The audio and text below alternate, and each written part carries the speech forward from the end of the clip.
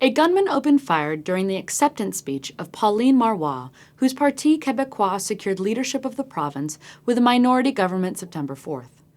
The unknown gunman killed one person, injured another, and reportedly made statements that appeared to indicate opposition to the possibility of Quebec's independence.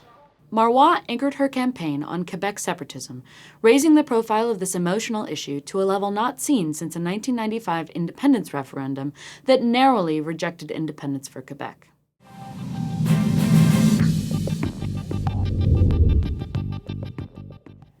Quebec is the largest Canadian province by land and the second largest by population after Ontario. The province alone generates $300 billion in GDP, representing nearly a fifth of Canada's total economic activity. As the center of French colonization in Canada, pro-separatist Quebecers argue that Quebec is historically and culturally distinct from the remainder of Canada, which was eventually colonized and ruled by the British until independence in 1867. As a result of this colonial history, the official languages of Canada are French and English. Canadian French speakers make up about 22% of Canada's population, and most are concentrated in Quebec. Only about 8% of total Quebecers count English as their first language, the majority of whom live in Montreal. This language and cultural division is a source of political friction, and about a third of Quebec's population supports the idea of Quebec independence from the rest of Canada.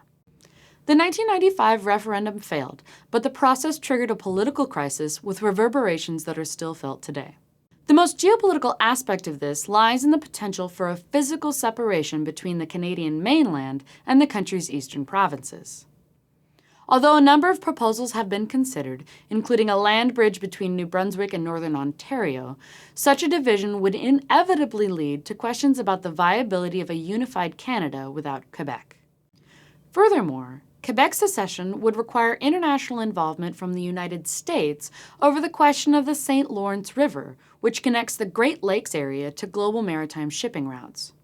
Although Canadian population centers like Toronto export primarily to the United States, this critical connection to the global market is a geographic choke point for the U.S. Upper Midwest as well as central Canada.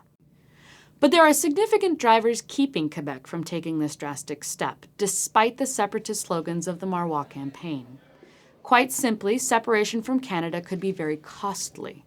Quebec City and Ottawa would have to agree on a number of sensitive issues, including the status of Quebecers living in the rest of Canada or those working for the Canadian government.